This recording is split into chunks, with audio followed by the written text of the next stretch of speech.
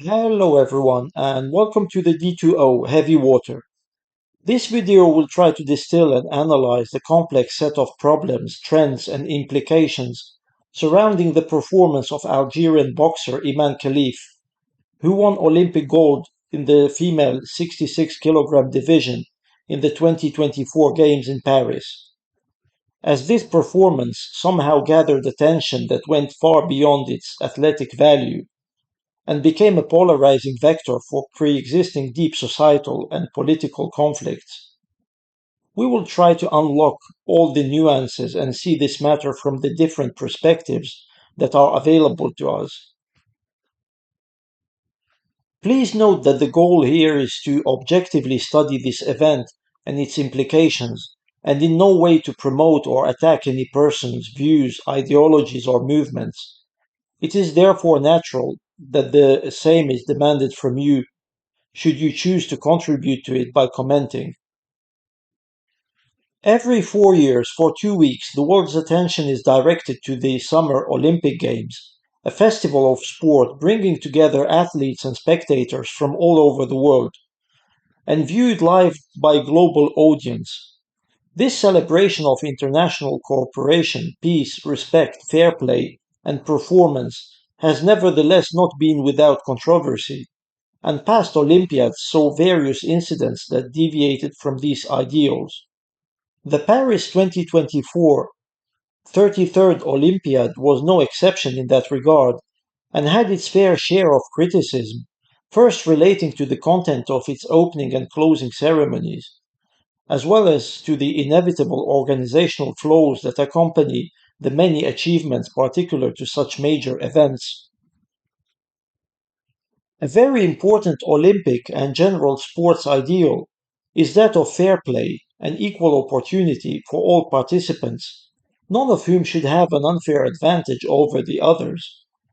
This is the reason for the introduction of weight divisions in combat sports and weightlifting, as a competitor with the bigger body weight is expected to pack more muscle, and thus being stronger and therefore likelier to win than a lighter opponent. It is also the reason for the prohibition of doping and of the use of unlicensed equipment, as these bestow unfair advantages on competitors. Very fair and understandable limitations, especially in view of the fact that pharmacological doping compounds also tend to be detrimental to the user's health, and that differences in equipment can tip the scales in favor of the better equipped sportspersons. There, however, have been other, more extreme aspects of this equality of opportunity. In fact, at the inception of the modern sport movement in the 19th century, the Baron de Coubertin frowned on the inclusion of gymnastics and other metrically unmeasurable and subjectively judged events to the Olympic sports family.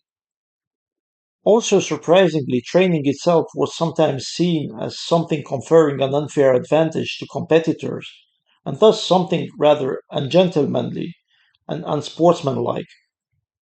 One should win without preparing. Over time, this gradually transformed into a certain disdain for so called excessive training, where one would dedicate most of one's time to the sport and make it into a profession. A relic of that negative attitude today remains in the names of the various bodies that regulate Olympic sports, as they usually contain the word amateur, despite the fact that the vast majority of sports people competing at such levels today are de facto professional. Another, now mainly disused aspect is the unofficial titles, given especially in the past to athletes who would not win on account of obvious advantages carried in their opponent's genes. So during the reign of heavyweight boxing champion Jack Johnson, who was black, there was a parallel title of worldwide heavyweight champion, and sometimes the expression fastest white man in the world would be heard. Besides these natural limitations, there are those dictated by the lack of means due to the differences in nutrition, economic development, and environment, directly affecting the competitors from the very different places and cultures, making up mankind.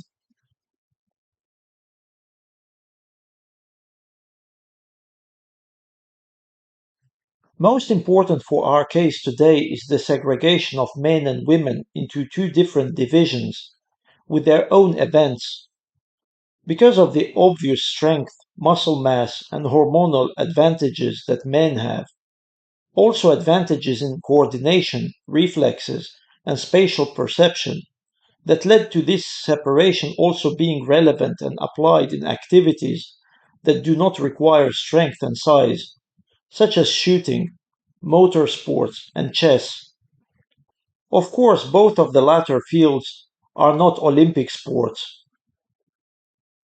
This brings us to the fight between Imane Khelif and Angela Carini, that for most was the moment that brought the former into the limelight and made her into this polarizing figure. The match was part of the second round of qualifications and lasted only 46 seconds, as Italian competitor Carini decided to stop and forfeit the fight, and stated that in her many years of training and competition she had never been hit so hard. This caused a major controversy, as many conservative commentators thus decided to condemn Khelif, perceiving her as a transgender athlete who had gained the obvious unfair advantages that a born man would have when competing against a biological woman. Unsurprisingly, many in the liberal camp, supporters of the LGBTQ community, and more specifically of the transgender movement, made her into an iconic trailblazer figure, breaking taboos and making change for a more inclusive world. Both camps were in fact adhering to their pre-existing bias and fighting for agendas that had not much to do with Miss Khelif, as the latter is not a transgender person. She was born in a rural area in the province of the socially conservative Muslim nation of Algeria. The local medical system, her own family, and the authorities in charge of the civil status identified her as female, and this is how she lived all her life so far. A transgender or transsexual person is someone who is identified as one gender at birth and then at some point starts identifying as another gender, often but not always undertaking steps to make the physical and perceived genders align. This might include the use of hormones, surgical interventions, etc. And none of these were features of Khelif's biography. It is needless to mention that gender change is not only illegal in Algeria, but also very staunchly opposed by the great majority of its population, and that it would be rather unthinkable for such a nation to choose a transgender person to represent it on the world stage. One must admit that she does look rather masculine though, and to various degrees this is a feature of many females in competitive sports. Men's athletic events select for the qualities of strength, power, more muscle mass, more bone density, more testosterone. In short, more masculine qualities. The manliest of men are expected to win. This is why men lacking in these qualities try to enhance them, and men who do not lack them still try to have more, sometimes going as far as taking hormones or synthetic versions of these externally. This is what we call doping. But that doesn't change the essence. Men's sports select for male qualities, and the manliest a man is, the likeliest he is to win. Logically, one would expect the female equivalent of the same athletic events to be mirrored in that they would select for the most feminine qualities. But we obviously know that it is the opposite, and that since the methods, processes, and goals are the same as those for the men, the very same qualities are selected for. And this is the reason why the females with the most masculine qualities have advantages over those that lack them. In short, that the manliest females are likelier to win. This is the reason why there are so many androgynous or outright masculine looking females in sports and events requiring masculine qualities. And it has always been the case, and it doesn't have much to do with the transgender people or any LGBTQ plus agenda. Even without the nefarious doping programs, such as those taken to extremes, where rather masculine females would turn into definite males, such as in the case of what went on in East Germany, or the current state of female bodybuilding, or the possible passing of actual males in order to achieve or guarantee success. The amount of intersex, hermaphrodite, or other individuals lying on the limit between the genders would be overrepresented in female sports and events requiring male qualities, even if such individuals are very few in the general population, as they would outperform most competition from more feminine quarters. So Imane Khelif might have been born somewhat intersex, but if it was the case, it must have been not an obvious thing. Gender is usually determined upon birth by looking at the reproductive organs. It is uncommon to test for chromosomes if there is no obvious anomaly or condition. It could be that her masculine qualities might have started to show during her puberty, perhaps leading her to undertake sports, something that we know she was naturally drawn to, first playing football and then boxing, where she made her name. This is a good match and a success story for someone of her background with her physical characteristics. As mentioned earlier, she comes from a modest family in a rural area of a rather socially conservative Muslim country. She didn't pursue higher education, and other than the very fringe path that she took as a sportswoman, her prospects of success in life would have been quite slim. The question of her gender first arose in the spring of 2023 when she and Taiwanese boxer Lin Yuting were disqualified by the IBA, the International Boxing Association, for allegedly failing eligibility tests, with conflicting reports claiming and denying the use of DNA tests, proving that the two boxers had male XY chromosomes. Biological females have two X chromosomes instead. This disqualification was not recognized by the IOC, the International Olympic Committee, that was in a feud with the IBA, and allowed the two boxers to continue competing in events sanctioned by it. To this day, it is not clear what exact tests the two boxers failed, and unknown whether they were ever tested for male chromosomes, whether by the IBA, the IOC, or any other organization. Notice that most of the backlash against and support for went in the direction of Khelif rather than that of the Taiwanese boxer. It is perhaps because the latter looks more ambiguous, being in a lighter weight division and from a more androgynous part of the world, where even cross dressing or transitioning biological males achieve a convincing feminine look more effortlessly, and more importantly, also because she did not have an opponent that reacted as Carini did. It must be noted that as far as our armchair experts' opinions go, Khelif is not really an outstanding boxer, but neither is the competition. Female boxing is largely still in its infancy, and light years away from male boxing. There also is a strange moment in Angela Carini's behavior. It would be unthinkable for a male boxer to complain of an opponent's punching power, and that being seen as something bad, especially since boxing and its object is to punch the opponent, possibly achieving a knockout.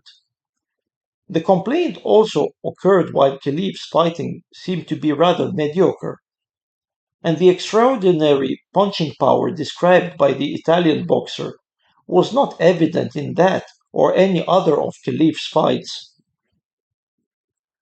What seems to have happened is that Carini must have seized the opportunity of Khelif's former disqualification and the ongoing controversy of actual transgender competitors in female sports to justify quitting a fight that she felt she might lose anyway. She later apologized for blaming her opponent in the Italian newspaper La Gazzetta dello Sport. Khelif's performance also became a central feature of the Games because it was associated with the criticized LGBTQ imagery during the opening ceremony of the Games, as well as the widespread rumors and even legal cases revolving around the claim that the French First Lady herself was born male, and the ensuing accusations of a transgender agenda.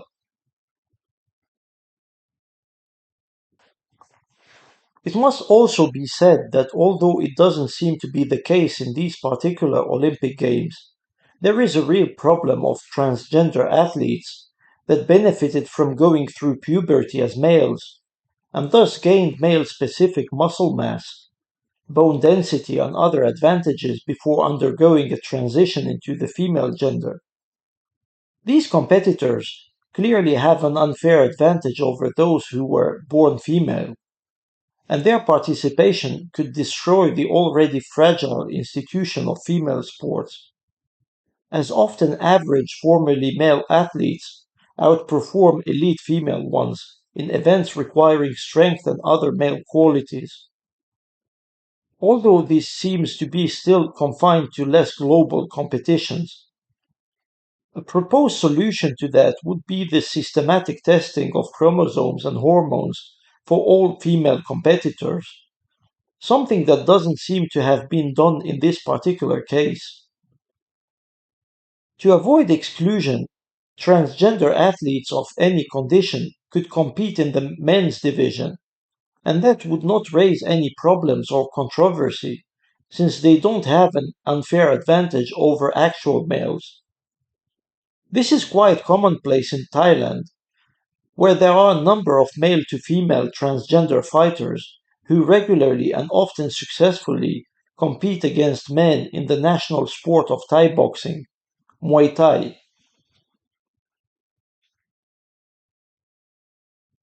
The polemic has subsequently continued with the involvement of conservative media and political figures in the US and threats of lawsuits by Khelif. It has been revived recently with the advent of the second Trump administration and the rise of policies and views opposed to transgenderism, prominently expressed by Elon Musk, a holder of peculiar views on the subject, partially formed by his life experience, as one of his own children is transgender and estranged from him. Again, he chose Khelif as a target for his statements because there currently were no actual transgender figures at such a high level of sport. So the choice was either uninformed or malicious. We must also not forget that the object of the game is to win. Individuals, teams, and countries would often do anything to reach the summit and bring home the highest prize. Such is the nature of competitive sports, and regulating bodies must ensure that the rules are enforced in order for the Olympic movement's ideals to remain. Another interesting angle is the historical and political one, involving Khelif's home country of Algeria, the game's host country of France, and the very complex relationship between them, as well as the use of sport as a political tool. Please be so kind to follow this channel in order to discover these interesting aspects of this story, as well as other subjects. Please also be so kind to like this video, make constructive comments, share the story, and subscribe for more. Thank you.